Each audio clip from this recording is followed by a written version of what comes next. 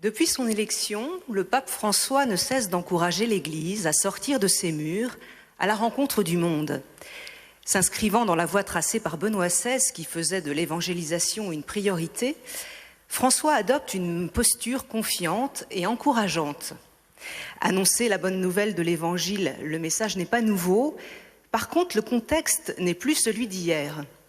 Il s'agit aujourd'hui de toucher au cœur des hommes et des femmes qui ne croient plus aux institutions et qui très souvent ont rejeté l'idée même de Dieu.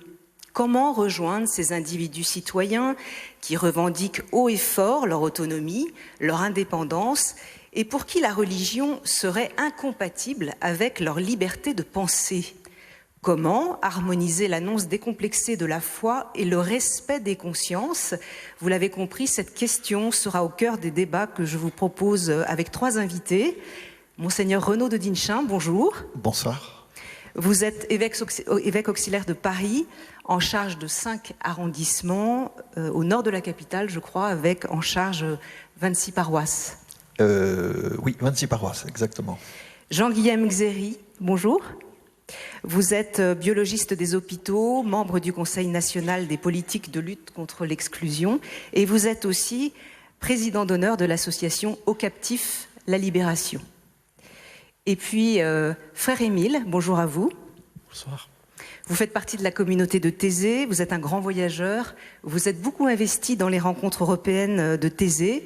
Et puis on peut dire qu'aujourd'hui vous passez 3 mois de l'année au Canada et aux USA, puisque je crois qu'il y a une communauté de Thésée installée là-bas. Il y a des rencontres. Je rentre du Texas maintenant. 3 temps dans cette table ronde, si vous le voulez bien. En guise d'introduction, je vous demanderai ce que pour vous évangéliser veut dire. Nous essaierons ensuite de comprendre comment articuler la liberté de conscience et l'autorité du magistère. Et puis, nous pourrons évoquer les grands chantiers sur lesquels les chrétiens peuvent rejoindre leurs contemporains, désireux, justement, d'être respectés dans leur conscience. J'aimerais, pour commencer, revenir sur l'intitulé de la question qui nous rassemble. Annonce décomplexée de la foi. Que vous inspire ce mot décomplexé qu'on entend dans d'autres domaines aujourd'hui, dans la politique, par exemple ? Monseigneur de Dinchin. Oui, c'est un terme qu'on aime bien aujourd'hui. Annonce de la foi, c'est d'abord de pouvoir partager quelque chose et peut-être plus encore partager quelqu'un, partager une espérance qui nous fait vivre. Moi, décomplexé, je l'entends dans le sens suivant. Nous sommes dans la société française très marquée par la laïcité et par une forme de sécularisation qui, du coup, a non seulement interrogé, mais mis un certain scepticisme. Voilà, moi, il me semble, annonce décomplexée, c'est de pouvoir réinvestir d'une manière nouvelle ce trésor de notre foi, sans se laisser embarquer par un scepticisme qui nous freine tous. Frère Émile, les chrétiens pouvaient être jusque-là complexés dans leur manière d'être, dans le rapport au monde notamment ? Peut-être qu'on peut être complexé, mais je plaiderais quand même un peu pour le respect de la complexité de la question, parce que la parole que nous pouvons prononcer aujourd'hui, comme chrétiens, elle ne tombe pas sur un terrain vierge. Elle tombe sur un terrain où il y a eu, de part et d'autre, beaucoup de souffrances, beaucoup de malentendus. Le monde moderne s'est forgé en grande partie en dehors de l'Église. Nous y sommes pour quelque chose. Donc, il faut respecter, je crois, la complexité du réel et en même temps avoir ce courage et cette confiance qu'il est possible d'annoncer la foi aujourd'hui.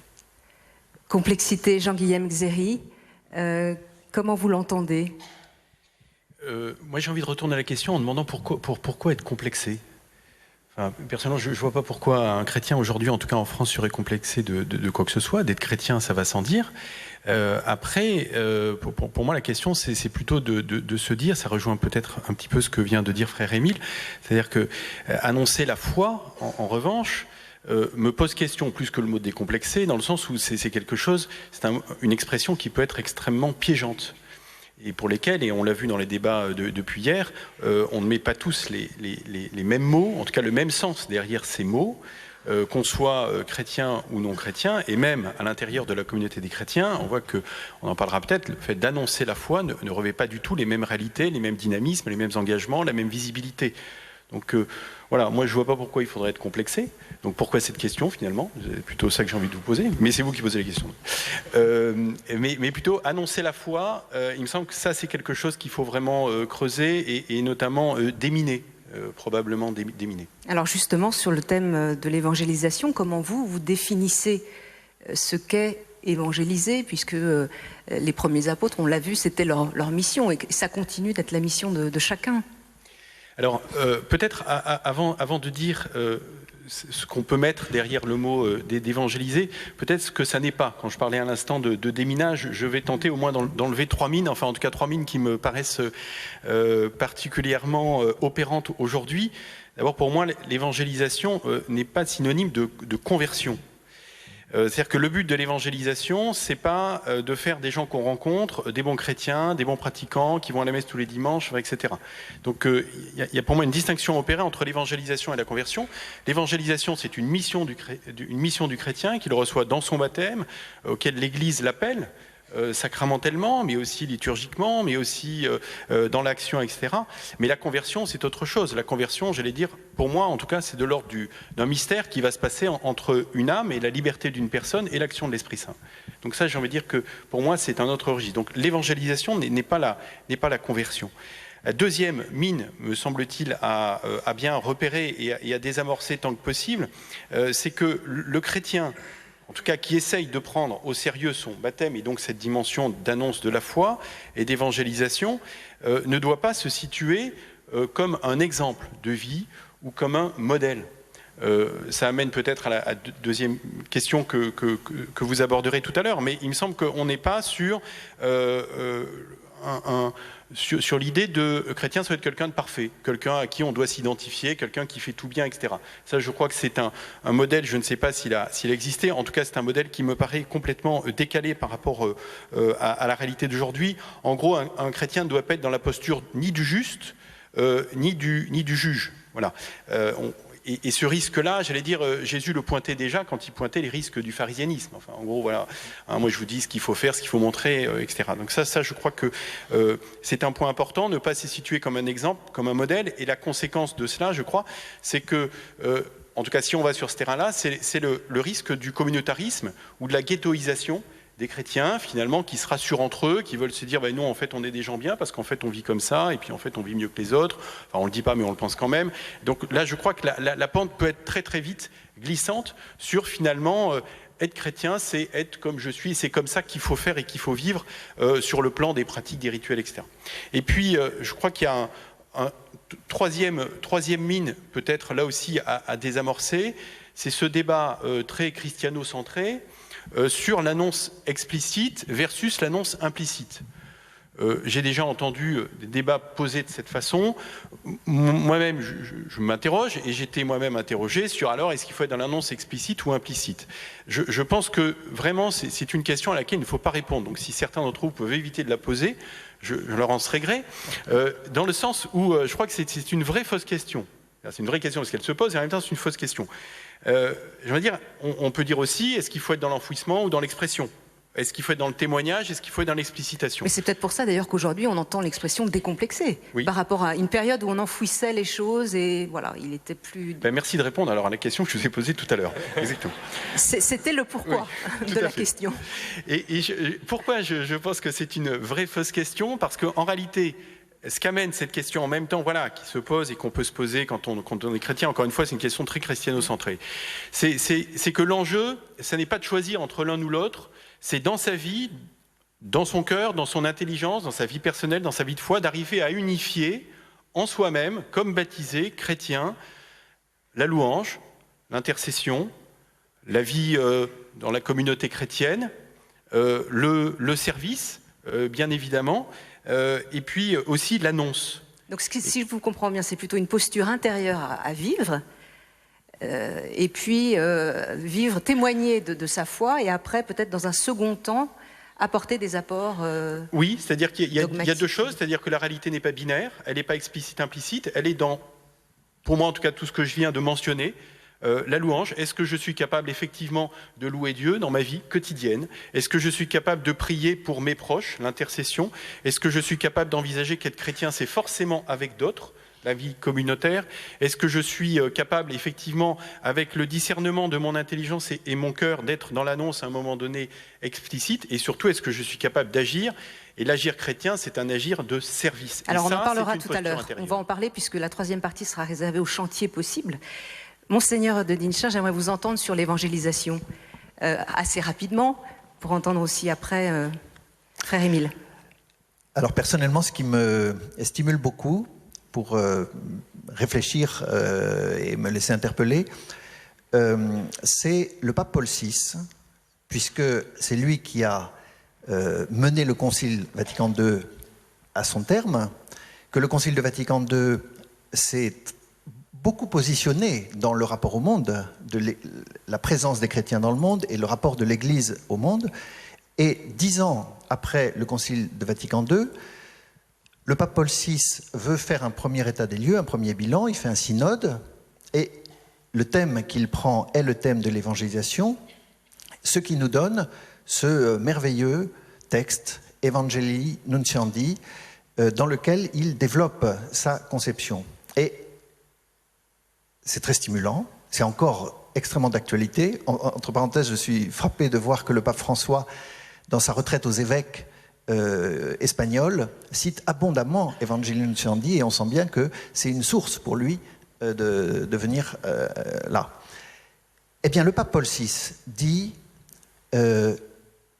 l'Église existe pour évangéliser, c'est sa grâce, son identité, sa vocation. C'est des mots forts et qui disent la mission de l'Église, qui disent sa grâce. Je trouve ça très stimulant. Évidemment, quand on termine l'évangile, la lecture de l'évangile de Saint Matthieu en particulier, on entend Jésus dire aux apôtres, allez dans toutes les nations, faites des disciples, baptisez-les au nom du Père et du Fils et du Saint-Esprit.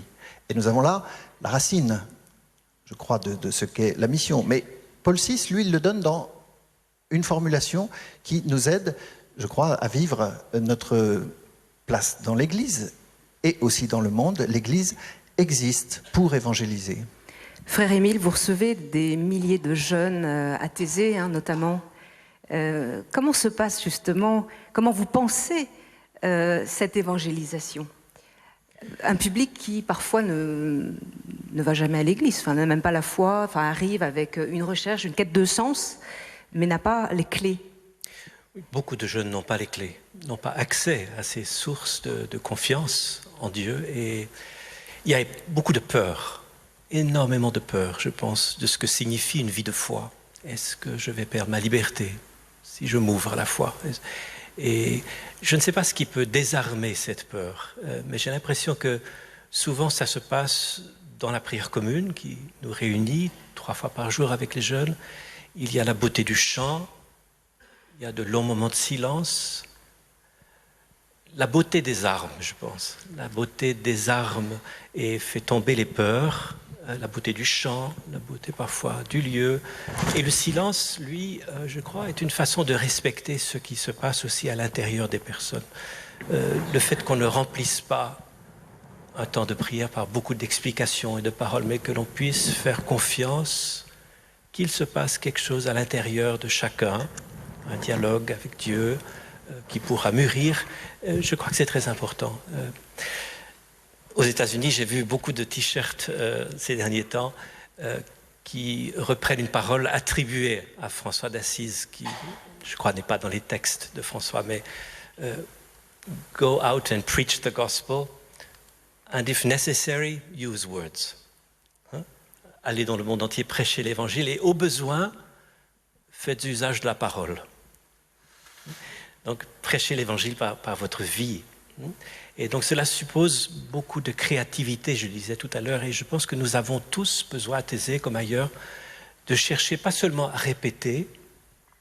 La répétition n'assure pas la transmission de la foi chrétienne. Il faut aussi chercher à être créateur aujourd'hui. Sur RCF et KTO, nous parlons des nouveaux défis de l'évangélisation à l'occasion des journées essentiellement. Comment harmoniser l'annonce décomplexée de la foi et le respect des consciences? Nous allons revenir justement sur cette fameuse question. Nous allons rentrer dans le vif du sujet avec Monseigneur Renaud de Dinchin, Jean-Guillaume Xéry et Frère Émile. Conscience personnelle. J'aimerais que vous nous éclairiez sur le sujet. Qu'est-ce que c'est exactement, Monseigneur de Dinchin? La conscience personnelle, c'est le fait que nous soyons chacun uniques, que notre destinée est entre nos mains, que nous soyons responsables, chacun, de notre existence. Autrement dit, nous ne sommes pas télécommandés, nous ne sommes pas des marionnettes. Ça me frappe de l'entendre déjà dans certains mots de l'Ancien Testament, lorsque dans le livre de l'Ecclésiastique, on entend au commencement, Dieu a créé les hommes et il les a laissés aller à leurs propres décisions. Leur liberté. Voilà, donc c'est pas le terme de liberté qui est utilisé là, mais ils vont selon leurs propres décisions. Et alors, c'est notre conviction profonde, mais en même temps, que de temps il faut à chacun de nous pour accéder à ce chemin de sa propre conscience, parce que y a des broussailles, parce qu'il y a les épreuves de la vie qui occultent, obturent certains chemins pour entrer dans notre conscience. En tout cas, le lieu de la conscience est le lieu où je suis le plus près de Dieu.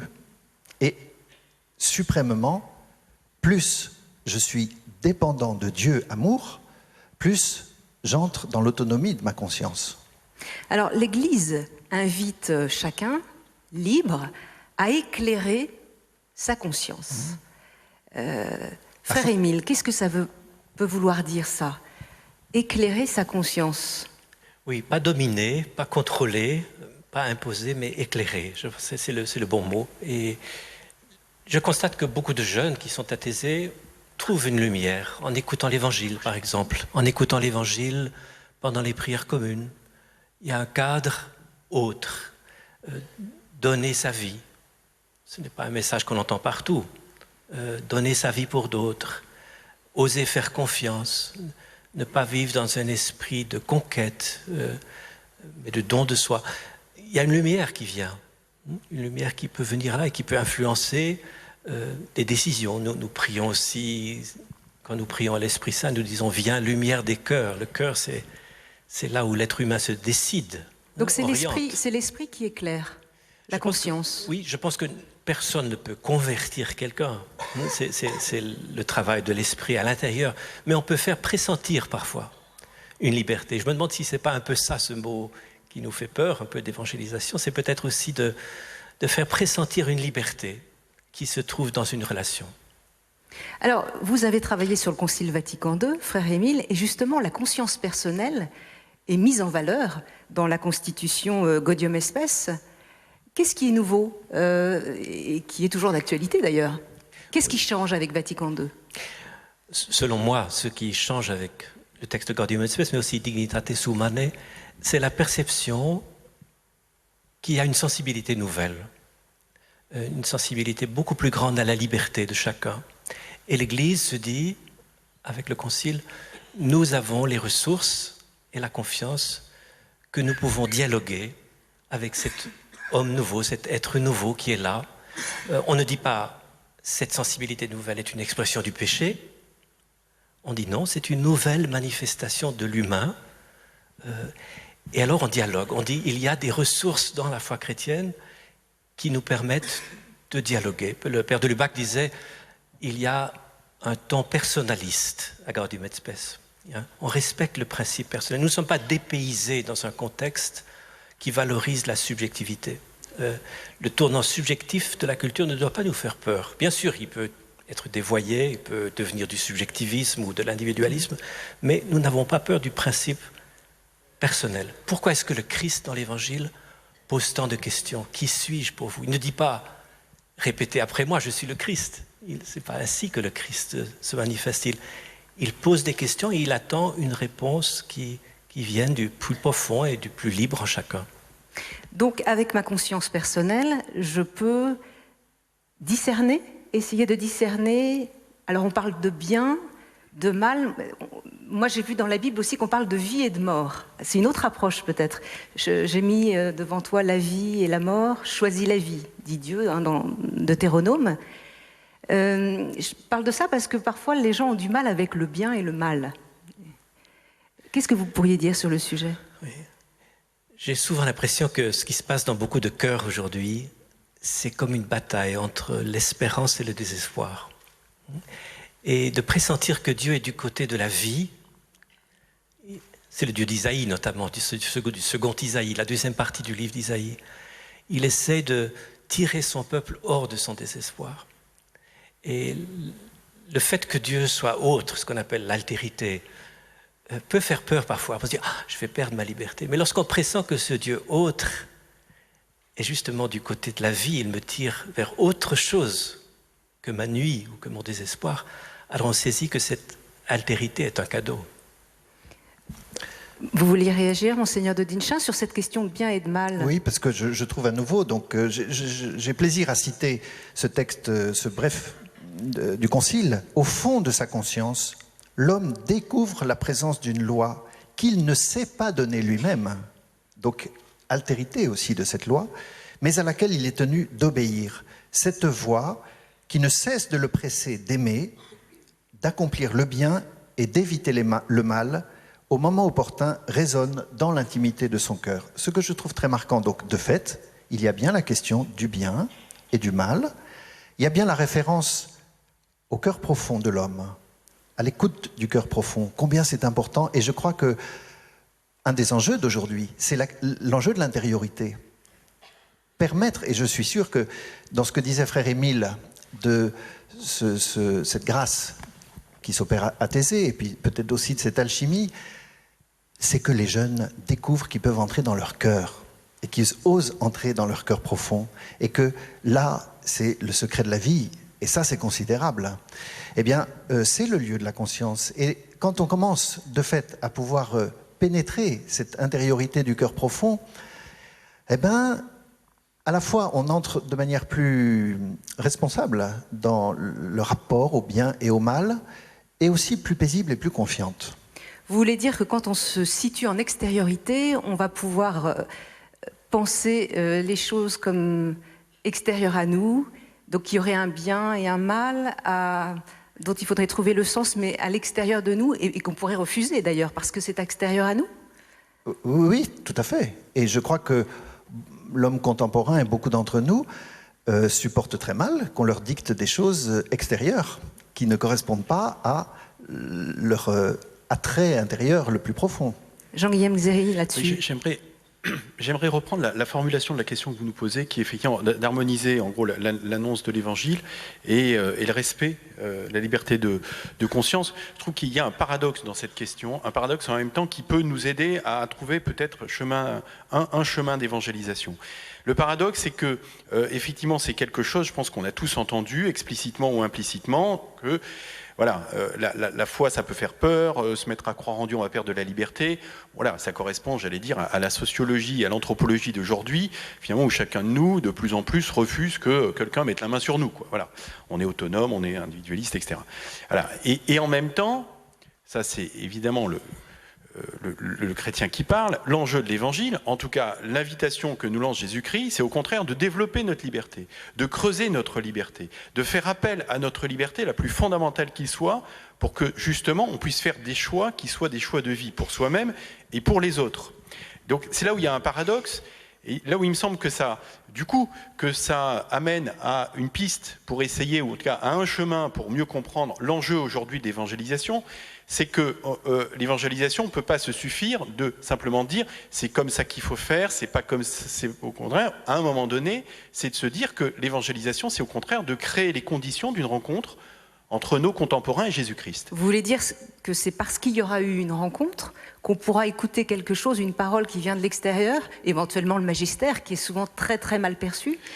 Il faut d'abord avoir intériorisé la rencontre personnelle avec Dieu. Il faut avoir intériorisé, il faut avoir éprouvé, il faut avoir expérimenté l'expérience d'une rencontre avec une personne qui est le Christ, et que je crois que le travail aujourd'hui des baptisés, c'est de créer les conditions de cette rencontre personnelle. Cette rencontre, elle est comme toutes les rencontres, elle demande du temps, on est parfois au rendez-vous, parfois pas au rendez-vous.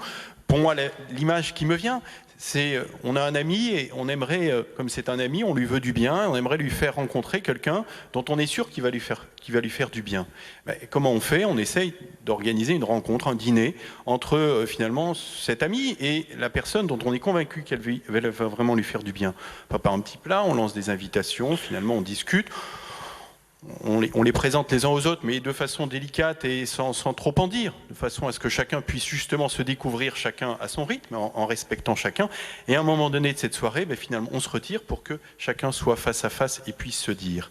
Il me semble que c'est ça, finalement, pour moi, une image de ce que pourrait être aujourd'hui un chemin d'évangélisation. Créer les conditions d'une rencontre, ça veut dire quoi? C'est-à-dire que le chrétien n'est pas là, le baptisé n'est pas là pour tourner les regards vers lui, pour attirer les regards vers lui, encore une fois, pour faire valoir ses vertus ou ses vertus supposées, mais au contraire pour tourner vers le Christ. Et ça veut dire quoi? Créer les conditions, il y a plusieurs conditions, il y a celle de l'intériorité, ça a été évoqué par Monseigneur de Ninchin, du côté du baptisé, évidemment, de l'intériorité. Il y a la dynamique du service, et puis, j'ai envie de dire, il y a fondamentalement, évangéliser, ça passe d'abord par l'expérience d'aimer. Et je me demande, en tout cas pour moi, et là vraiment c'est très personnel, si ma difficulté à évangéliser, ce n'est pas d'abord le signe de ma difficulté à aimer. N'oubliez d'abord que le but, encore une fois, c'est pas d'évangéliser au sens de développer un mode opératoire pour que l'autre devienne un bon chrétien. Le premier des commandements, qui est double, tu aimeras ton Dieu, tu aimeras ton prochain. Voilà, l'évangélisation, c'est un fruit finalement de l'amour qu'on peut porter. Et cet amour, en l'occurrence, dont il est question, c'est évidemment de l'amour dont il est question dans l'évangile. Donc on n'est pas dans de la communication, on n'est pas dans de la com, on n'est pas dans de la mise en réseau, on n'est pas dans du il faut que je contacte tel ou tel, etc. C'est finalement prendre au sérieux ce commandement de l'évangile qui est aimer votre prochain. Le prochain, c'est qui? Voilà, c'est ma famille, c'est mes proches, c'est mes amis, c'est mon collègue de travail, etc. Ça veut dire quoi les aimer? Ça veut dire qu'il faut que je m'intéresse pour de bon à leur vie, que je me soucie véritablement de ce qui leur arrive, que je prenne véritablement au sérieux finalement leur joie et leur peine, que je m'intéresse vraiment dans le fond de mon cœur, et pas simplement imaginer qu'il pourra y avoir la moindre évangélisation si je ne creuse pas ce que aimer mon prochain veut dire. Et ça, c'est finalement un point, pour le coup, critique à tous les sens du terme, critique au sens étymologique, qui nous fait passer d'un registre opératoire à un registre de conversion du cœur et du regard, voilà, et critique parce que, en tout cas pour moi, c'est éminemment difficile. Est-ce que c'est pas ce que dit finalement le pape François? Là, j'ai devant les yeux un extrait d'une interview, la fameuse interview aux revues jésuites.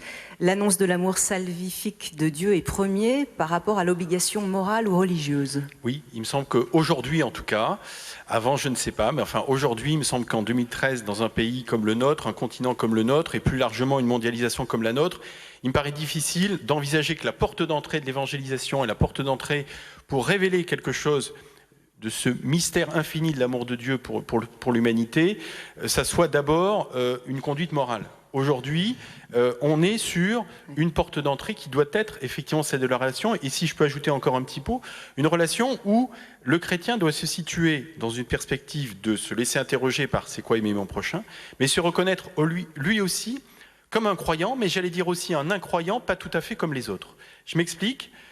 De façon peut-être un peu provocante, en disant qu'un chrétien est un incroyant pas tout à fait comme les autres, c'est que, en tout cas, là aussi, je parle pour moi, je suis croyant, il y a des zones de mon intériorité, de mon cœur qui sont finalement éclairées par la lumière de l'Évangile. Mais pour une toute petite zone éclairée, combien de zones sont encore dans l'obscurité? Donc l'inconnu, la place de l'inconnu, et le fait l'incertitude.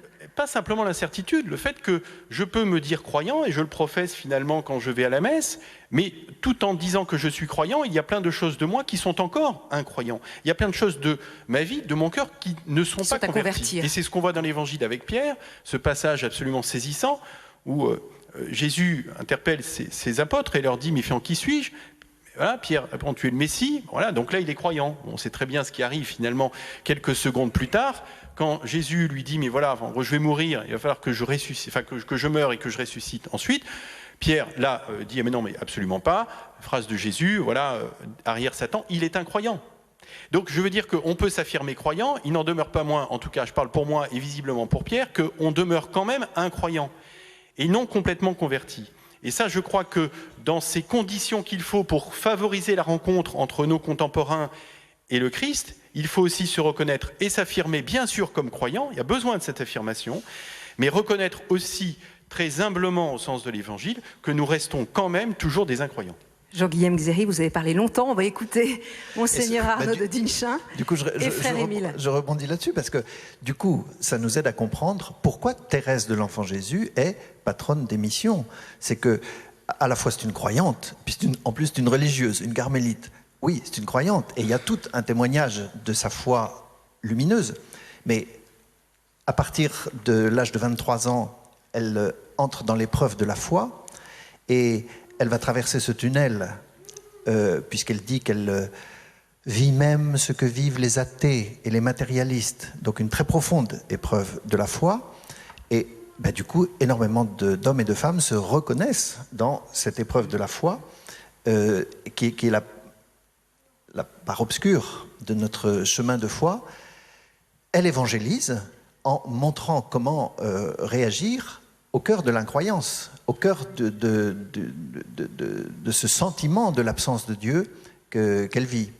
Et je crois, et de ce côté-là, nous comprenons pourquoi elle est patronne des missions et comment elle nous conduit aussi dans ces lieux de notre expérience de foi qui passe par l'épreuve de l'incrédulité, de notre péché aussi, et de la miséricorde de Dieu. Frère Émile, Jean-Guillaume Xéry disait combien il est important de faire vivre une expérience à celui qui cherche.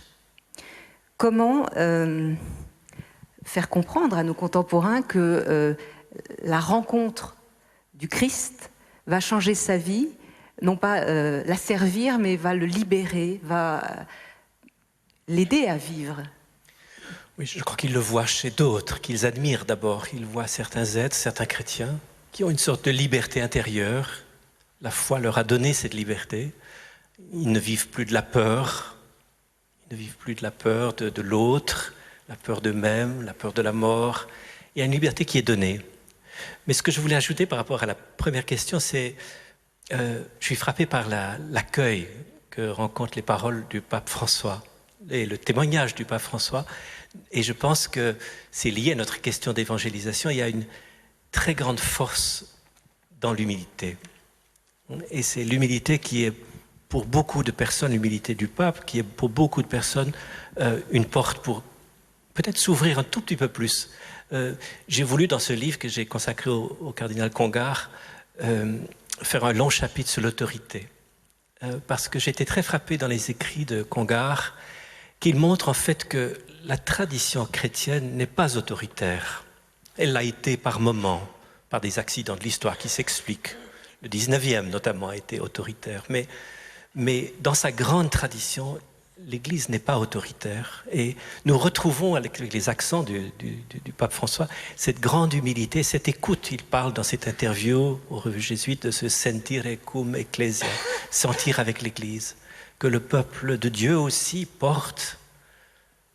Il a ce flair, c'est une belle expression, ce flair pour comment vivre l'Évangile aujourd'hui, que tous nous devons nous écouter les uns les autres. Et les pasteurs des premiers siècles, les grands évêques des premiers siècles, désiraient écouter leur peuple.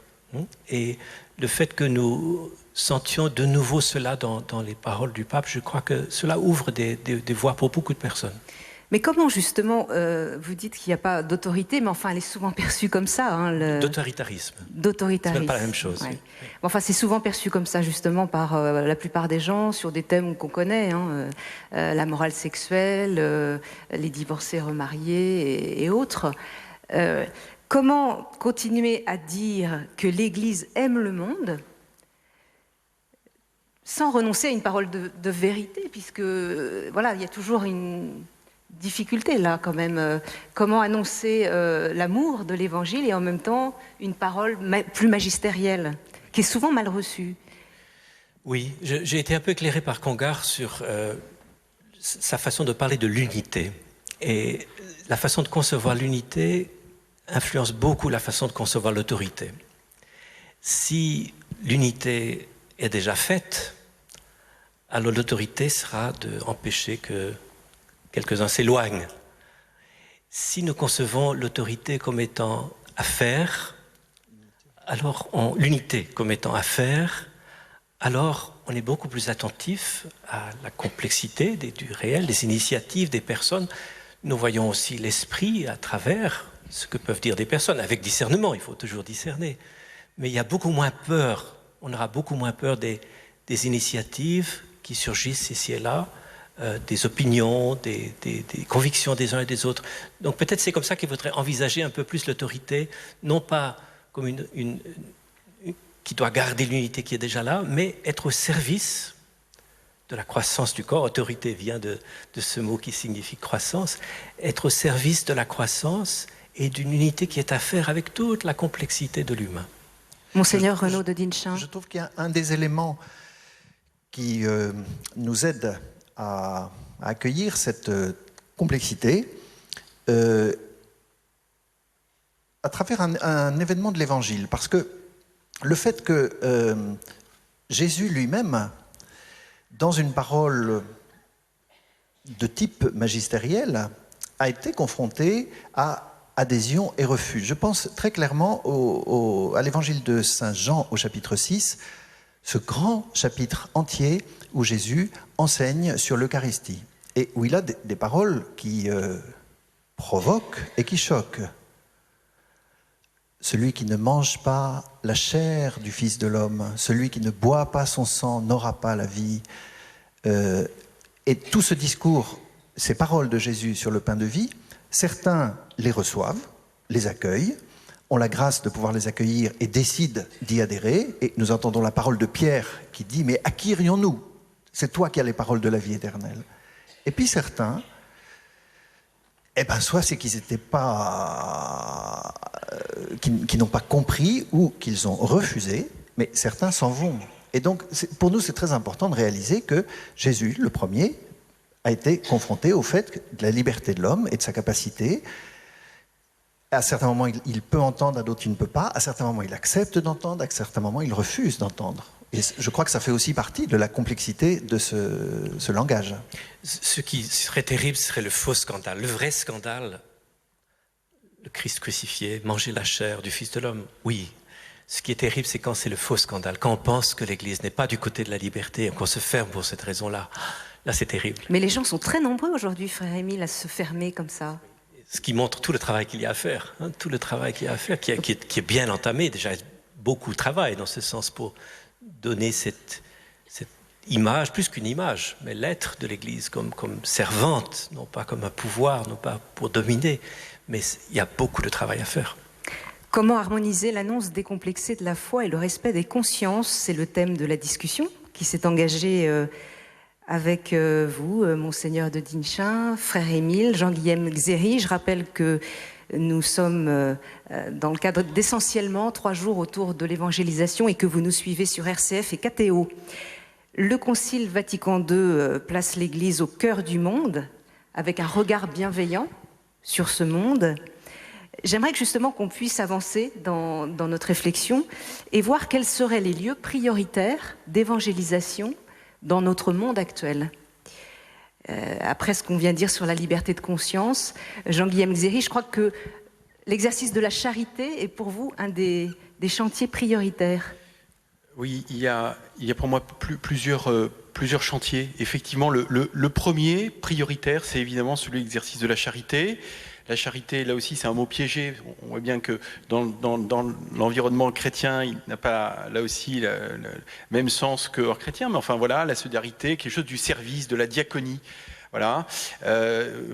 Là, effectivement, c'est prioritaire, c'est celui qui est le cœur, c'est l'essentiel, chose qui n'est pas discutable, ni spirituellement, ni intellectuellement, ni opérationnellement. C'est le cœur même de l'Évangile, c'est le cœur même de Dieu, c'est effectivement servir ses frères, prendre soin d'eux, être au service de la vie. Il me semble que peut-être pour aujourd'hui et donc pour l'avenir, être attentif aux nouvelles pauvretés. Ce matin en particulier, Laurence et Marcel nous ont partagé de très très belles paroles qui ont participé à Diaconia, au rassemblement Diaconia. Ils nous ont dit finalement, voilà, le pauvre c'est celui qui ne manque à personne.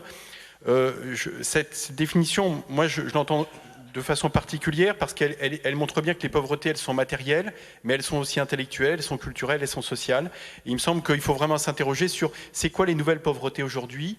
Deuxième élément, me semble-t-il, c'est d'être attentif aussi à justement à créer un exercice de la charité qui crée justement aussi les conditions d'une rencontre avec le Christ, au sens où on le disait tout à l'heure, qui ne soit pas une charité qui soit d'abord là pour convertir l'autre, mais en même temps qui essaye de prendre en compte une dimension spirituelle. Et alors, sur ce domaine-là de l'exercice de la charité, comment respecter la conscience de l'autre, du plus démuni, puisque c'est le thème du débat, comment ça s'exercerait, ce respect des consciences ? Enfin, à vrai dire, là aussi, pour moi, il n'y a pas vraiment de question, dans le sens où je parlais avec l'expérience de l'association Captifs la Libération. Donc vous venez, cette association vient en aide aux personnes à la rue ? Voilà, aux personnes à la rue, personnes en situation de prostitution, avec un affichage explicitement chrétien du diocèse de Paris. Et nous proposons à la fois un accompagnement social de type aide à la réinsertion, aux démarches administratives, à l'hébergement, etc. Et en même temps, nous proposons, en lien avec les paroisses de Paris dans lesquelles nous sommes implantés, finalement, d'accompagner des questionnements spirituels, existentiels, mais aussi parfois des temps de prière, de participation à la liturgie. Dans la rue, il faut bien voir que la majorité des personnes qui sont dans la rue ne sont pas baptisées, eucharistiées, confirmées. C'est un euphémisme. Et pourtant, on voit que finalement, il y a beaucoup de personnes qui soit ne sont pas chrétiennes, soit sont même, par exemple, de culture ou de religion musulmane, participent à nos temps de prière, voire nous rejoignent pour des pèlerinages. Voilà. Donc cette question-là, en tout cas dans l'environnement de la charité, à partir du moment où la personne que l'on essaye de servir, de rencontrer, sans que l'on essaye vraiment de l'aider, et je le redis, de l'aimer au sens de l'Évangile, cette question de la liberté des consciences, elle ne pose pas véritablement de problème, dans le sens où ça peut être, cette dimension spirituelle, voire religieuse, peut être un appui et un levier absolument considérable pour aller mieux, pour s'en sortir, pour retrouver le chemin de l'espérance. Il ne s'agit pas de plaquer quelque expérience que ce soit, quoi qu'on puisse être convaincu de l'espérance chrétienne, en aucune façon il s'agit de la plaquer sur la conscience ou la liberté de quelqu'un. En revanche, être capable de l'accompagner jusque dans ses questionnements existentiels, sur le mal, sur la mort, sur la vie, sur la filiation, sur le pardon, sur l'espérance, sur la joie, y compris la joie quand on s'approche de la mort, eh bien, ça c'est un service qu'on lui rend, et souvent c'est senti comme ça. Donc c'est pour ça que j'utilise bien le mot de aimer entre guillemets, hein, pas simplement à un niveau affectif, mais au sens de, finalement, essayer d'être source de davantage de vie chez l'autre, y compris quand la vie biologique ou la vie psychique se retire progressivement. Donc, exercice de la charité, on vous réentendra tout à l'heure. Frère Émile, vous intervenez beaucoup auprès des jeunes. Donc là, il y a un chantier énorme aujourd'hui. Oui. Je pensais à ce qu'on dit être la dernière parole de Jean 23 sur son lit de mort. C'est pas très connu, je pense, mais nous avons bien connu Jean 23 à Thésée, frère Roger l'a beaucoup connu, nous connaissons bien son secrétaire qui vit toujours, Monseigneur Capovilla, qui a 95 ans. La dernière parole, c'était l'Église n'est pas là pour être au service des croyants seulement, mais pour toute la famille humaine. Et beaucoup de jeunes sont sensibles à cela, un christianisme qui n'est pas idéologique, qui n'essaie pas de tout ramener à soi, mais qui vit avec un certain désintéressement. Je pense à un exemple concret de nos frères au Bangladesh. Depuis 38 ans, nos frères vivent au Bangladesh et ils vivent au milieu de musulmans. Cela a beaucoup étonné au début. Lorsqu'ils sont arrivés, ils ont dit nous venons vivre avec les musulmans. Et les chrétiens ont dit mais non, il faut vivre avec nous. Il y avait une sorte de ghetto chrétien au Bangladesh. Et après 1 an ou 2, ils ont compris, les chrétiens, que le défi, c'était de créer des liens de confiance et de respecter la conscience de ces musulmans. Pas de faire du prosélytisme, mais de vivre avec eux une qualité de relation. Je pense souvent à ce chant de Thésée qui reprend une phrase de saint Augustin, ubi caritas et amor Deus ibi est. Là où il y a l'amour, la charité, Dieu est présent. Et on peut vivre dans le monde d'aujourd'hui, on peut vivre cela, on peut créer cette confiance entre religions. C'est un des domaines. Ah, mais là, il y a du travail quand même, parce qu'on voit il y a du travail. La tentation de radicalisation. Oui. Mais je me dis aussi que les chrétiens doivent être du côté du possible. C'est une magnifique phrase de Kierkegaard. On fête l'anniversaire, 200e anniversaire de Kierkegaard cette année, de sa naissance. Kierkegaard disait « L'espérance, c'est la passion du possible ». Et les chrétiens doivent être du côté du possible et dire « C'est possible de créer des relations de confiance ». Cette rencontre est un exemple aussi de cela. Une église au service d'un décloisonnement. Ces jours-ci, des musulmans ont rencontré des juifs ont rencontré des chrétiens. Une église au service du décloisonnement, ce n'est pas rien. Monseigneur Arnaud de Dincha, comment vous pensez, vous, les chantiers Avant de parler chantiers, j'ai envie de voir ce que déjà l'Esprit Saint fait. Parce que je crois comme il prépare bien le travail, je pense d'abord à cette expérience du silence. Donc tout à l'heure, frère Émile a dit ce que des jeunes découvrent quand ils fréquentent en venant à Thésée, à travers la vie simple de Thésée, mais aussi les liturgies, ils entrent dans une expérience du silence. Eh bien, il est quand même frappant de voir ce chemin du silence qui se fait dans les cœurs aujourd'hui. Nos liturgies aujourd'hui sont devenues plus aptes à accueillir des temps de silence. Nos jeunes, enfants, adolescents, quand on les initie, sont aptes à l'expérience de l'adoration du Saint-Sacrement. Nos étudiants, quand ils sont en pèlerinage, sont très demandeurs de marches silencieuses. Tout ça, je trouve, est très important. Et c'est vraiment un don de l'Église d'aujourd'hui qui fait du bien à tous. C'est pas nécessairement une expérience de Dieu, toujours, mais c'est toujours quelque chose où l'homme chemine vers lui-même et vers le meilleur de lui-même. Alors, j'entends bien ce que vous dites, c'est bien et c'est fondateur. En même temps, il peut y avoir une tentation spiritualiste. D'ailleurs, le pape en parle. Il en a parlé aux évêques d'Amérique latine à Rio, disant qu'on pouvait aussi, et c'est une tendance qu'on pourrait voir chez certains jeunes, à rester dans son cocon douillet. Et j'aimerais vous entendre là-dessus parce que... moi, je crois que si on est fidèle à ce don du silence et de l'Esprit Saint dans le silence, au bout d'un moment, c'est pas le cocon douillet. Au bout d'un peu de temps, ça devient plutôt âpre et sec. Et justement, l'homme se confronte à ses propres résistances et il s'ouvre. Et il s'ouvre à l'autre. Donc, non, au contraire. S'il y a une persévérance accompagnée, bien sûr, il y a un vrai chemin d'ouverture à l'autre et aussi une plus grande capacité à entendre les questions du monde, à faire tomber les peurs par rapport aux situations difficiles. Jean-Guillaume Xéry, vous vouliez réagir là-dessus? Oui, dire que ce que Monseigneur de Dinchin évoque là, pour moi, pointe un chantier pour moi considérable de présence des chrétiens, c'est d'occuper aussi le terrain, j'allais dire, du spirituel non confessant. Ah oui, mais parce qu'il y a beaucoup de gens aujourd'hui qui s'intéressent à la spiritualité sans Dieu.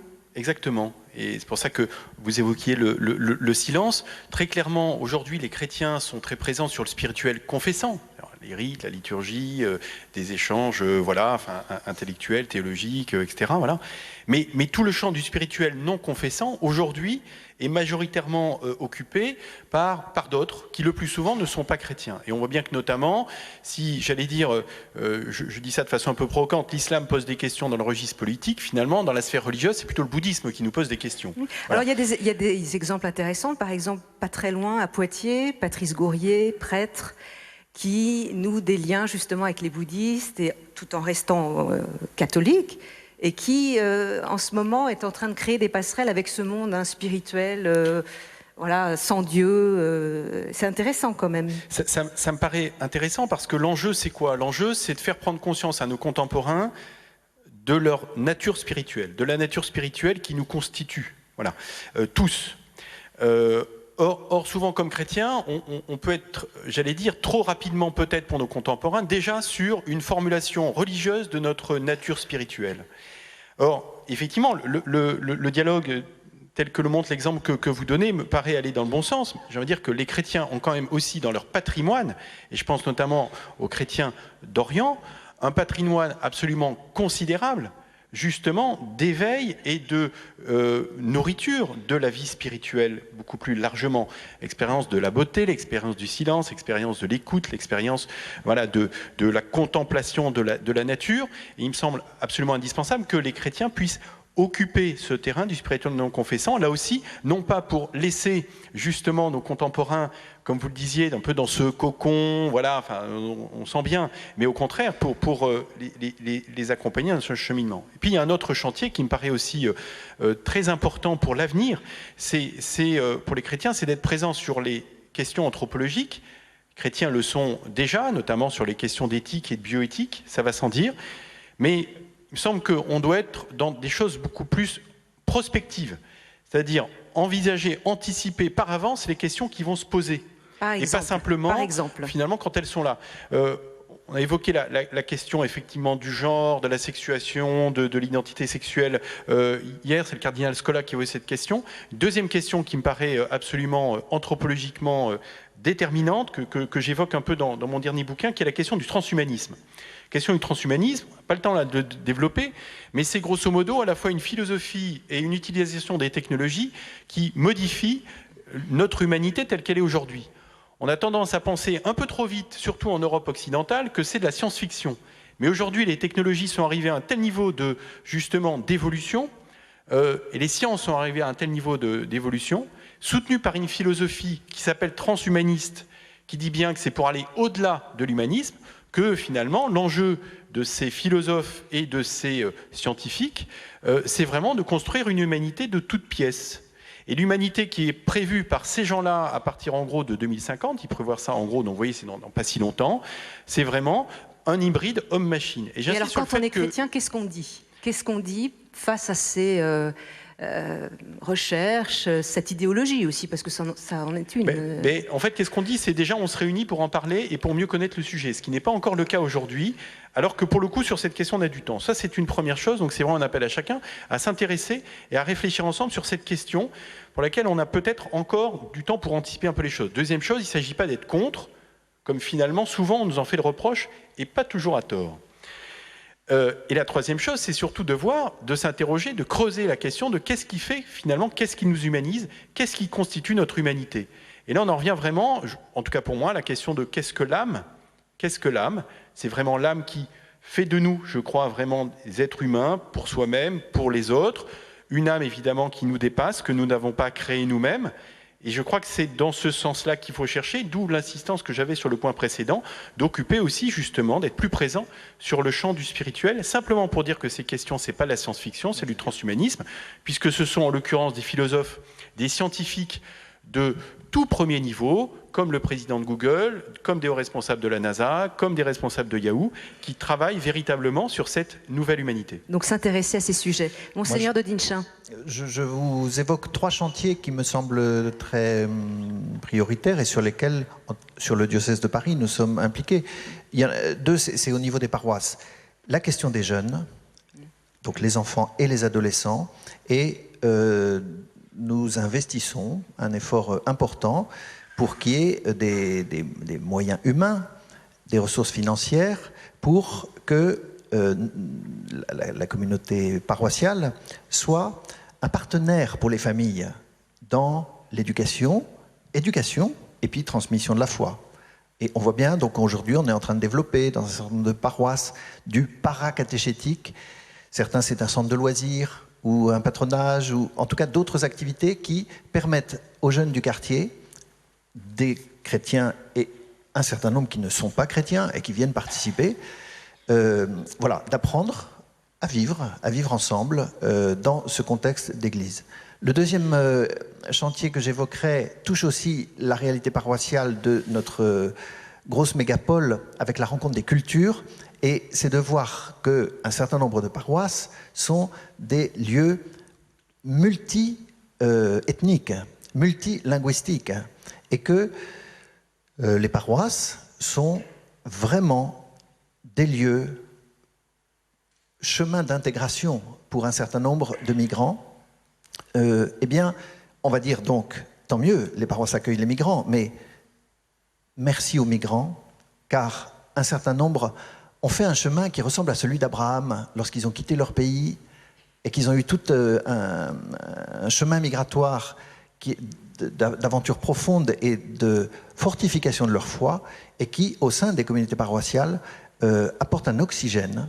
Et je crois qu'on peut les en remercier qu'à leur manière, ils contribuent à cette œuvre d'évangélisation. Et alors, votre troisième chantier? Et le troisième chantier, du coup, c'est au niveau diocésain, c'est le Collège des Bernardins. Et c'est ce qui est né au départ avec l'école cathédrale pour une formation des laïcs et formation des prêtres, mais auquel le cardinal Lustiger, qui n'a pas vu le résultat, mais qui a porté, a voulu, au cœur de la ville de Paris, un lieu de dialogue entre la sagesse chrétienne et les questions contemporaines. Et donc, résolument, vouloir le dialogue.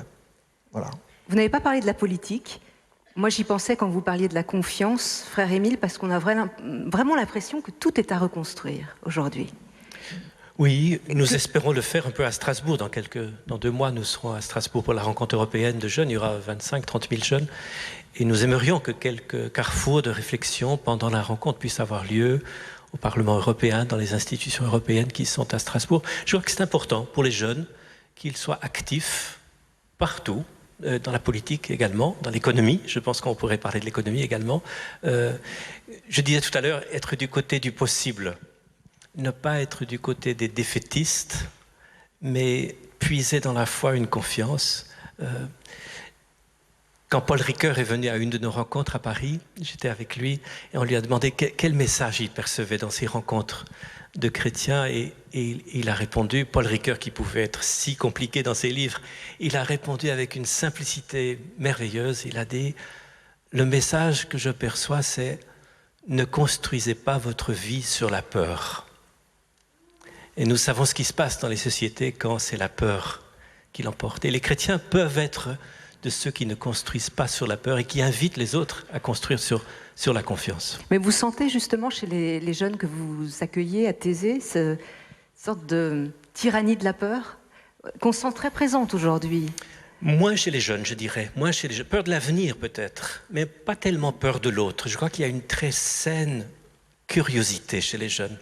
Curiosité de la culture de l'autre. D'ailleurs, s'ils voyagent pour ces rencontres, c'est qu'ils ont envie de connaître d'autres cultures, d'autres pays, parfois d'autres foi. Je sens moins chez les jeunes, mais ça peut exister aussi, mais les jeunes doivent aussi entraîner les autres.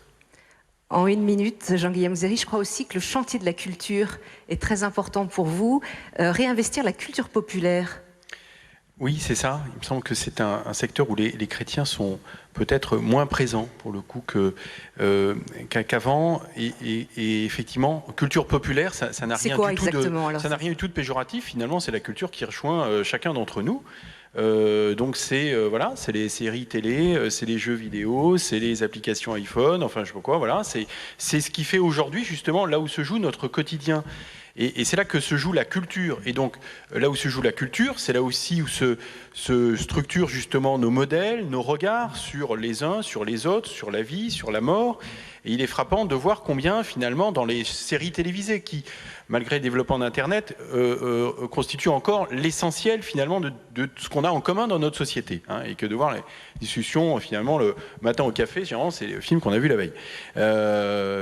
Collectivement, on a vu la veille. Donc, il est frappant de voir que dans ces séries-là, finalement, il y a très très peu, voire absolument pas, de chrétiens. Simplement montrer à quoi peut ressembler un chrétien. L'enjeu de la culture populaire, mais c'est vrai dans les romans. On pense aux romans à succès, les Guillaume Musso, etc. Finalement, il me semble que là, il y a véritablement un enjeu que les chrétiens soient présents dans cette culture qui touche tout le monde Et peut-être se dire que oui, on a besoin vraiment d'intellectuels chrétiens, de gens de haut niveau, capables de penser le monde, d'avoir justement une réflexion prospective, comme je le disais tout à l'heure, mais peut-être se dire que finalement, ça n'est pas une insulte à l'intelligence que de se dire au contraire qu'on va essayer de produire des œuvres, des séries, des publicités, des bouquins de gare, et je dis ça pour le coup en assumant l'identité même et la nature même du roman de gare, parce que c'est ça que lisent les gens, et non pas là aussi pour convertir, mais simplement pour montrer qu'un chrétien, ça existe encore, à quoi ça peut ressembler un chrétien qui vit normalement dans une vie normale. Merci à tous les trois, échange très riche, avec des promesses d'avenir. Je crois qu'on peut vous applaudir.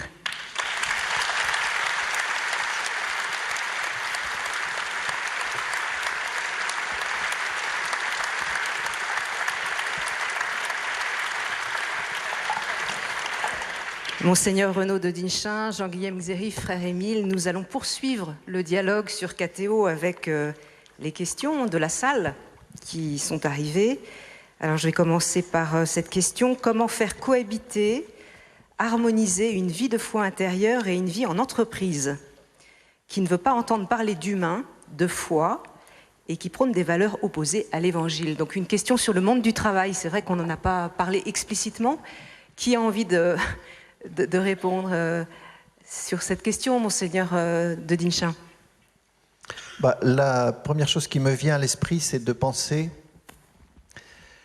que quand le Fils de Dieu vient sur la terre pour sauver tous les hommes, il va passer 33 ans sur la terre, et que sur ces 33 ans, il va passer 30 ans, ce qu'on appelle la vie cachée à Nazareth, où il ne fait pas d'annonce explicite et où il ne prêche pas.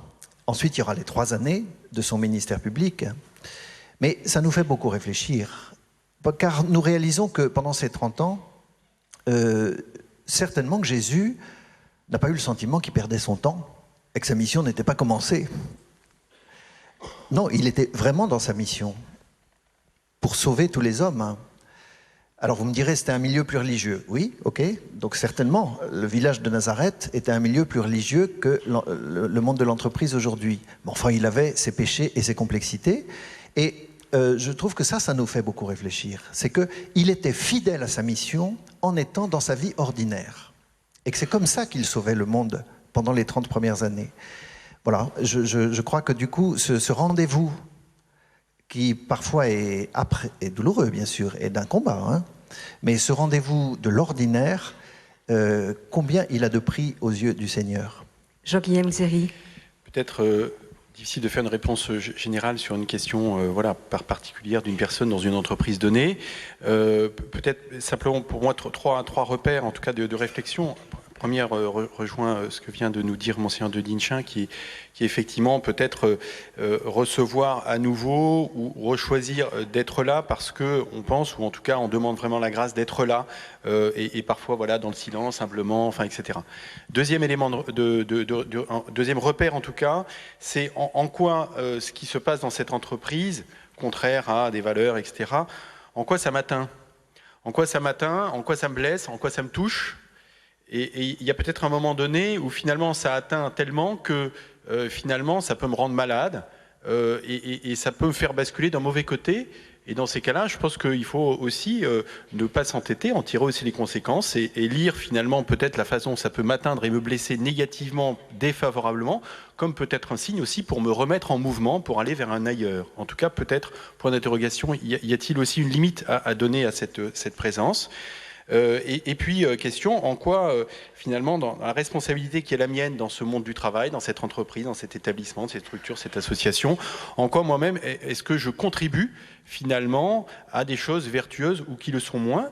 Et là aussi, de façon lucide, parfois on n'a pas le choix, parfois on a le choix, parfois on a un petit peu le choix, mais de s'interroger sur, finalement, c'est quoi ma responsabilité, non pas pour se culpabiliser ou au contraire se dédouaner, mais pour voir ce que positivement, quelle responsabilité dans le poste et la fonction qui sont les miennes, finalement, qu'est-ce que je peux donner, même si c'est modeste, en quoi je peux contribuer à quelque chose de favorable. Donc 3 points de repère. Frère Émile, vous avez tout à l'heure dit, dans sa grande tradition, l'Église n'est pas autoritaire. Et quelqu'un demande, comment conciliez-vous cette phrase avec le centralisme romain? Oui, qui est récent. qui est récent. Un historien dirait c'est récent, c'est pas le centralisme romain commence au XVIe siècle. Et s'amplifie après. Le Concile Vatican II, c'est l'amorce déjà d'autre chose. Le pape François ira certainement dans le sens d'une décentralisation. Il retrouvera une tradition plus ancienne. On pense que les choses ont commencé à changer autour du XIe siècle. Et c'était dû à quoi alors? Alors c'est la réforme grégorienne, la réforme du pape Grégoire VII, parce que l'Église était tellement liée à l'Empire. On ne pouvait pas faire la distinction entre l'Empire et l'Église. Et le pape Grégoire dit, il faut faire cette distinction. C'était une réforme nécessaire, mais c'est fait au nom du droit. On justifie les prérogatives de l'Église au nom du droit. Et on perd cette idée de l'Église comme communion spirituelle. En tout cas, elle est entamée. Et il y a tout un long chemin à refaire pour retrouver notre identité fondamentale, qui est d'avoir une communion dans l'Esprit Saint, avec bien sûr une structure qui est nécessaire, mais on n'opposait pas dans l'Église ancienne les évêques et les spirituels. Les évêques, c'était de grands spirituels. On n'opposait pas charisme et institution. Ceux qui représentaient l'institution, c'était des hommes d'une grande spiritualité. Et donc on a connu quelques siècles, peut-être pas très heureux, de centralisme, mais peut-être que nous sommes en train d'en sortir. Une question adressée à Monseigneur Dinchin. Est-ce que la référence à Vatican II n'est pas trop élitiste? Élitiste. Élitiste.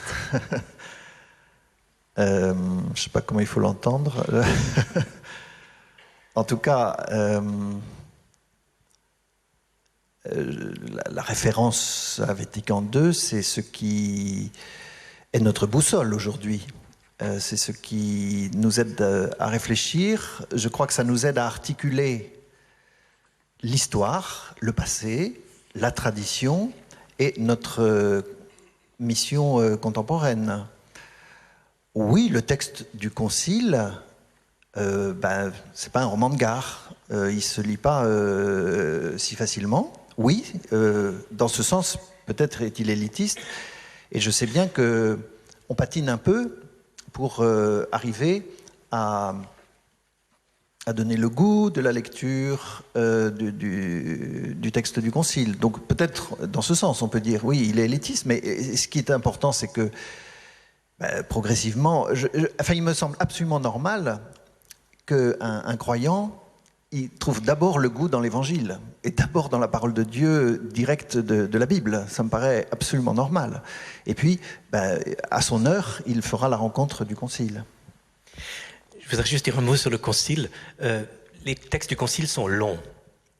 Donc, il y a un choix qui a été fait par les pères du Concile de ne pas s'exprimer par des canons. Jusqu'au Concile Vatican II, tous les conciles ont été des textes utilisant la forme littéraire du canon. Anathème soit. Et puis on dit en 2 ou 3 mots ou en 2 ou 3 phrases. Le Concile est long. Et pourquoi est-ce que les textes sont longs? Parce qu'on souhaite convaincre le lecteur. On souhaite que l'adhésion vienne de l'intérieur, qu'on puisse voir la beauté de la foi chrétienne et y adhérer de l'intérieur par la liberté. C'est un des plus beaux faits du Concile, c'est que ces textes ne sont pas autoritaires. On souhaite convaincre, l'intelligence a son rôle, le cœur a son rôle, le choix libre est à exercer. Comment prêcher l'Évangile par sa vie? Vous en avez parlé chacun. Jean-Guillaume Xéry, je crois que vous avez insisté sur de porter l'Évangile en étant témoin dans sa vie. Oui. Comment je serais curieux de regarder la vie de la personne qui a posé cette question. Je veux dire par là que la réponse, elle ne peut être que personnelle, elle ne peut être que vraiment singulière. C'est la vie de chacun qui est aussi une réponse. On l'a évoqué tout à l'heure, bien sûr, cette dimension d'unifier, je crois, dans son intériorité, ces dimensions de rendre grâce à Dieu, ces dimensions de prier pour ceux qui nous entourent, cette dimension de service, cette dimension de communauté chrétienne, et puis cette dimension, avec discernement du cœur et de l'intelligence de l'explicitation de la parole de Dieu, et puis rendre compte de ce qui nous habite, de sa foi, du croyant que nous pouvons être, même si on se sent, voilà, et en même temps ne pas donner l'illusion que notre propre conversion est accomplie et qu'elle est achevée. Voilà. Il me semble que, comment, je ne sais pas, en tout cas, assumer toutes les dimensions de notre être, lumineux ou peut-être plus obscur, et je pense qu'un chrétien peut peut-être le faire plus facilement que d'autres, parce qu'il croit au pardon et à la miséricorde de Dieu. Donc il me semble que voilà, assumer tout ce qui nous constitue, de lumineux, de moins lumineux, est en tout cas un élément de réponse. J'aime bien penser au prophète Jérémie. Prophète, on évoquait Isaïe tout à l'heure, le prophète Jérémie, au début de sa prédication, il commence par « Convertissez-vous et revenez à Dieu ». Et en fait, à la fin de sa prédication, en fait, il s'adresse à Dieu et il dit « Convertis-nous et nous serons convertis ». Donc ça montre bien que finalement, j'allais dire, il était finalement au début un peu dans une espèce d'annonce explicite où il disait « Convertissez-vous, changez votre modèle, etc. » Puis finalement, à la fin de la prédication, creusé qu'il a été justement par sa mission, il s'aperçoit que justement, c'est d'abord de demander la grâce de sa propre conversion et de reconnaître que c'est vraiment l'Esprit Saint qui convertit quand on se met en situation d'humilité et de docilité à l'Esprit Saint. Une question pour Monseigneur de Dinchin. Qu'est-ce qu'être créateur ? Vous avez dû en parler tout à l'heure. Oui, c'est-à-dire... je crois, c'est-à-dire être vraiment responsable de sa propre vie. Et du coup, je dirais c'est le contraire de la marionnette. Et donc être responsable de sa vie, de sa destinée, devant les autres, devant Dieu. Et du coup, oser avancer sur un chemin non tracé et oser poser certains actes qui n'ont pas été posés à l'avance par d'autres, ou tout au moins pas pareil. Voilà, prendre le risque de cette confiance radicale, c'est cela que je vois. Alors ça peut être dans sa vie professionnelle, mais c'est certainement aussi dans sa vie familiale. On voit bien qu'aujourd'hui, ça me frappe énormément dans les couples que j'ai préparés au mariage. Aucun couple qui est en train de fonder son foyer ne peut purement reproduire ce que la génération précédente a fait. Ça ne marche pas. Il faut inventer.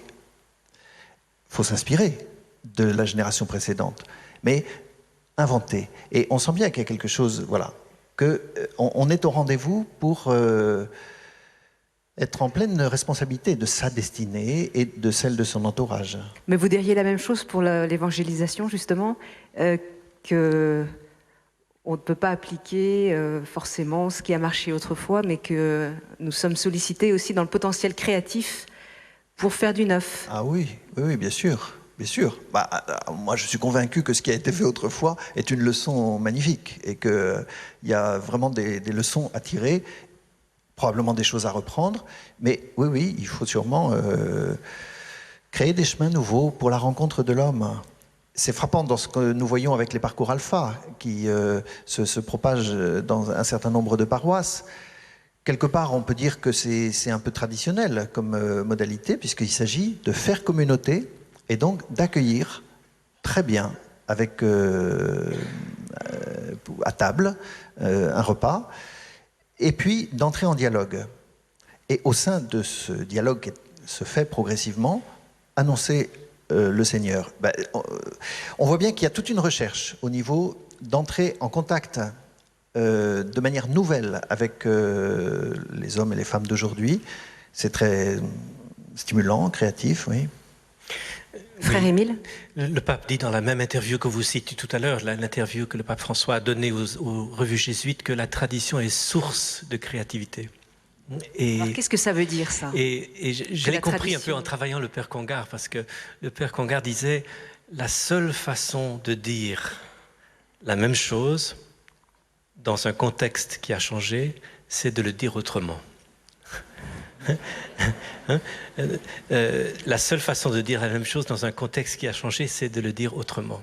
La répétition ne va pas suffire dans un univers qui était géocentrique. On pouvait parler du Christ d'une certaine façon, de la relation du Christ avec la création d'une certaine façon, il faut en parler autrement dans un univers qui est infiniment plus grand et plus ancien que nous pensons. Donc la créativité fait partie de la fidélité. Moi, je trouve qu'au niveau de la créativité et sur ce thème de l'évangélisation qui nous rassemble, Jean Guilhem l'a dit à multiples reprises en parlant de charité, en parlant de communauté. Aujourd'hui, une expérience communautaire, c'est évangélisateur. Parce que dans l'individualisme extrêmement fort dans lequel on est, la moindre parcelle d'expérience communautaire, d'expérience d'amitié, sous le regard de Dieu, elle est évangélisatrice et elle fait un bien fou. Et elle est absolument nécessaire ensuite à une parole qui puisse venir ensuite. Mais il y a une première expérience, c'est celle de la communauté. Je crois qu'elle a plus d'importance probablement à l'époque de l'individualisme que dans des périodes où nos quartiers avaient beaucoup plus de vie commune. Une question sur le respect des consciences, on va être dans le thème. Le respect des consciences poussé à l'excès ne risque-t-il pas de conduire l'Église au relativisme ? Qui se lance ? Oui, c'est évident. Si le respect de la conscience est déconnecté de la relation à Dieu, et je dis même de la dépendance à Dieu amour, car si nous affirmons avec force la conscience personnelle, c'est parce qu'il y a une altérité qui tire l'homme de lui-même et qui l'attire et qui le meut. Voilà. Et la loi, puisque la révélation chrétienne se fait par la médiation de la loi est au service de cette relation de Dieu et de l'homme dans sa conscience personnelle. Jean-Guilhem Xéry. Est-ce que ça risque pas d'être trop relativiste ? Oui, enfin en tout cas moi je serais plutôt de ce côté-là. Encore une fois, je trouve cette formulation extrêmement minimaliste. C'est un peu comme la tolérance. C'est-à-dire que si le seul objectif c'est d'être c'est de prôner la tolérance comme on l'entend sur l'étranger, etc. J'allais dire, enfin moi personnellement ça m'intéresse pas, c'est pas appelant, pour le respect des consciences, si le seul enjeu c'est simplement de respecter l'autre, sous-entendu, bon allez, on va essayer de pas trop le déranger, voilà. En gros, l'idée c'est on va essayer de pas le déranger, enfin moi franchement, ce sera sans moi, enfin je veux dire, ça m'intéresse absolument pas. L'enjeu de l'évangile, c'est au contraire d'éclairer une conscience, d'éclairer une intelligence, d'éclairer un cœur. Ça veut pas dire que ça se fait pas sans délicatesse, au contraire, la délicatesse infinie de Jésus. Voilà, donc c'est pas la question. Je crois qu'il faut bien situer l'enjeu. L'enjeu de l'évangile et l'évangélisation, ça peut pas être simplement des enjeux par défaut. Ou en gros, faut être gentil, faut pas trop déranger, etc. Oui, sauf que c'est pas ça la question. La question, c'est vraiment comment on aurait une intelligence, comment on aurait un cœur, comment on donne une espérance. C'est ça les questions. Voilà. Et bien sûr, ça passe par le respect. Mais très franchement, l'évangile vaut mieux que ça. Frère Émile. Oui. La loi et l'institution peuvent faire peur. Elles peuvent paraître comme un ennemi de la réalisation de soi, mais on peut aussi, si c'est bien compris, voir que nous avons besoin de choses extérieures à nous pour un accomplissement.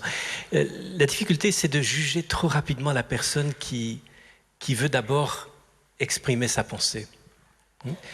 Parfois on dit mais c'est du subjectivisme ou c'est du relativisme.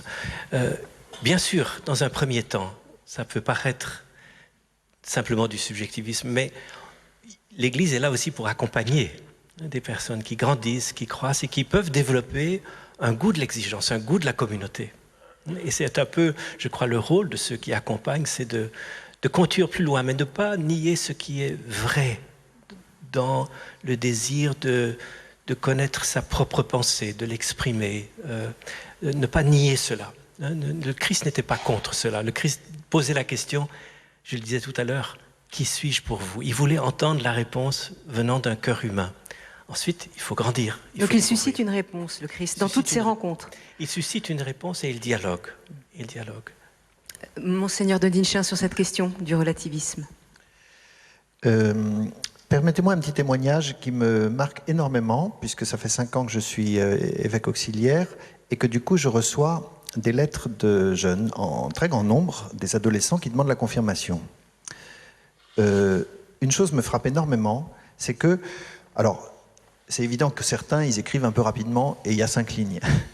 Mais clairement, beaucoup prennent le temps, écrivent un peu longuement et surtout ouvrent leur cœur. Et moi qui étais aumônier de jeunes pendant des années avant, je lis dans ces lettres des paroles de jeunes, d'adolescents, que je n'ai pas entendues quand j'étais aumônier. Et je sais très bien que ce qu'ils disent à ce moment-là dans cette lettre, ils ne le disent pas à leurs parents, ça surtout pas, et à leurs éducateurs et leurs prêtres, pas tellement. Et ça me pose une question incroyable. Quelle confiance ils ont dans l'Église, dans l'institution, pour que lorsqu'ils écrivent à l'évêque qu'ils ne connaissent pas encore, qui paraît lointain et avec tous les clichés que vous êtes en train d'évoquer ici, eh bien, ils parlent avec simplicité et confiance. Eh bien, ça dit quelque chose. Et que derrière les clichés, il y a une confiance, et je trouve que c'est très très fort, ça.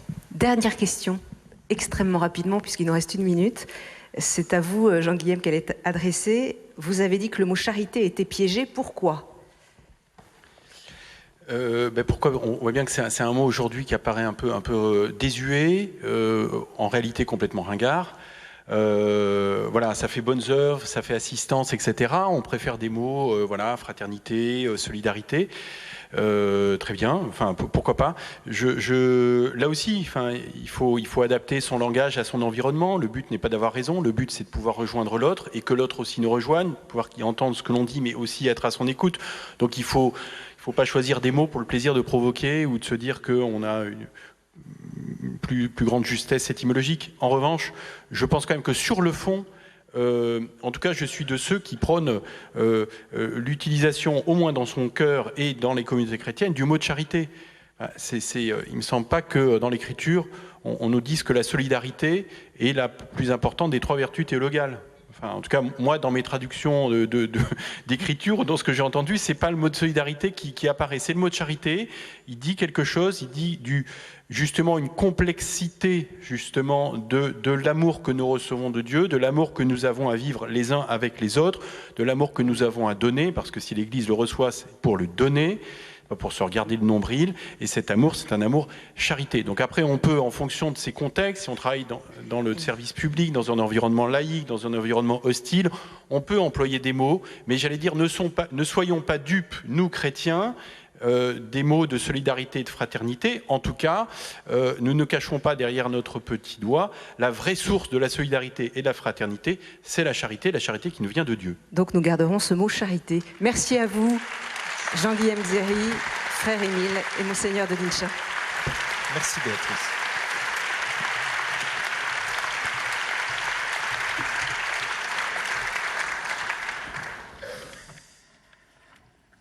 Merci beaucoup pour ces interventions. Je voudrais dire à nos amis qui sont dans la salle que toutes les